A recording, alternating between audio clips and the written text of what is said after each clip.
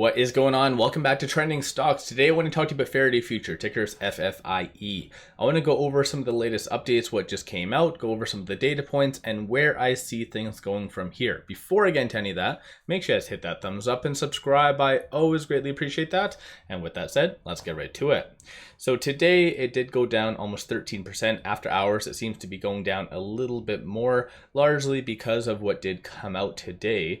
But a lot of volume, obviously. I think that's a good indication that it's still on people's radar. So 187.62 million shares being traded, 151, or I guess 152 is the average.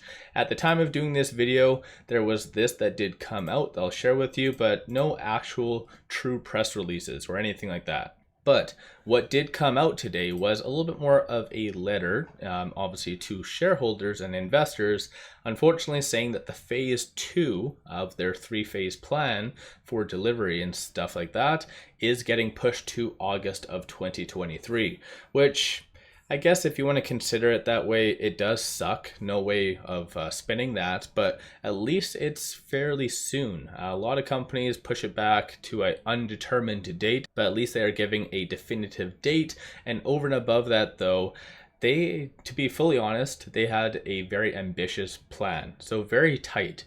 And any hiccups that came up was going to cause situations like this. So in reality, I think it's still okay, especially considering it did cause quite the pullback in combination with that 300 million S3. So in general, it is what it is. You are going to have a lot of volatility in a stock such as Faraday until obviously profitability, which is a couple of years at least down the line. So you just have to practice a little bit of patience. That's just my own thoughts. I'm not a financial advisor. You guys always do your own due diligence. So I'm going to go over some of the data points and other things that did come out, starting with shorts, because there has been some small squeezes over the last little bit. So I'll give you guys a quick overview of that. So short score is currently 79. Utilization is 99.91%. So did break off of that 100% mark. Today, though, shorts were really bringing the pain. They brought and increased 12.01 million shares. 21.16% of the free float is being shorted, and that works out to be a grand total of 250.48 million shares overall being shorted.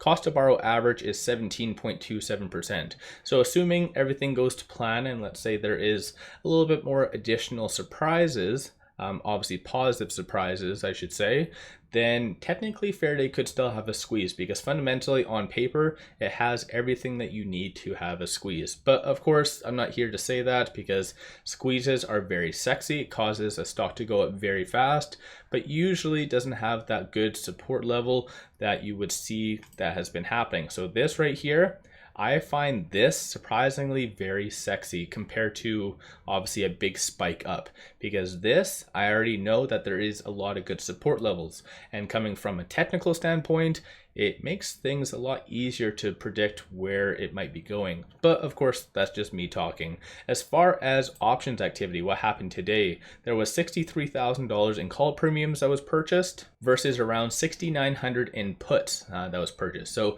despite the pullback, people still do believe that it is going to continue to trend up. But keep in mind, like I always say, options activity does not move the stock price. This right now, what is happening is just a sentiment, especially more so these 3 outliers, or the 3 candles, or whatever you want to call them. That is most likely just shorts hedging their bets. If you guys have any questions as far as what that means or anything like that, because sometimes I do neglect that maybe you guys don't understand certain terms and why shorts would be hedging on various things, which on a side note, shorts hedging can be a little bit more of a low-key positive thing. The fact that they do anticipate it to go up, or it has the ability to go up, of course.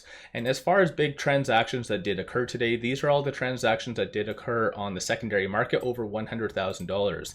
And based on the bid and the ask, majority of those are actually buys that did happen obviously after hours. So of course there is that aspect to it. Like I mentioned at the very beginning, the volume is a very good indication that it's still on a lot of people's radars. And as well, most likely either this week or early next week, you're going to see this blow up massively. And what I mean by that is typically at the end of every quarter, a lot of institutions rebalance their portfolios, including Faraday. Especially Faraday's been hit quite hard. You're going to see a lot of buying that is going to happen. But of course, that's just my thoughts on that.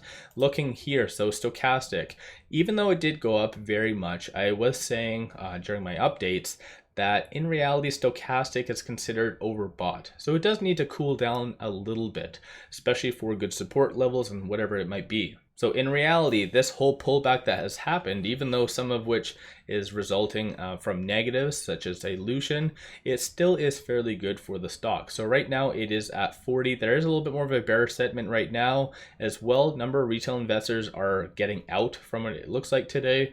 But of course, I think that might also be people taking profits, because if you take a look at this, let's say someone bought in around the even 20-cent range, or even potentially even lower at maybe, I don't know, 15 cents, people might be taking profits in anticipation of it going down, because today it did break below that 50-day moving average, and 50-day moving average in Faraday's case is a very big pivot. But overall, based on some of the fib levels, what you want to watch for, with it being around 24.5 cents, it is currently between this P and the R1. So as far as the next big support is around 22.5 cents, the next big resistance is around 27.5 cents. So again, that's something for you to kind of keep in mind. So just take a mental image of some of these things, but still, like I mentioned, I do feel largely today was just brought on because of what Powell said. So adding additional fear over and above basically what Faraday came out with based on this letter. And in case you do not know, Powell was for the most part giving a indication that there might be some or multiple rate hikes in the coming future. So definitely that is something unexpected. Market doesn't like unexpected. And then again, here we are. So once again, let me know you guys' thoughts on Faraday in the comments below. Give yourself a shout out if you, for instance, have been buying over the last couple of days. Did you take profits? What is your take on Faraday? If you haven't already, hit that thumbs up and subscribe. I always greatly appreciate that. And what you can do while Faraday is going down, take advantage of free promos, and one of which is this with Moomoo. Link in the description below and also the comments. Sign up for a free account. You get one free stock. Each stock is valued up to $2,000. But better yet, as you can see, throw $100 at the account, you get 5 free stocks, once again, each valued up to $2,000. But you throw $100, you get a $100 cash reward. It is literally the pure definition of a free promo. This is only up until June the 30th though, so take advantage while you can. Link in the description below and also the comments. With that said though, I appreciate you guys watching. Let's all make a lot of money on Faraday Future.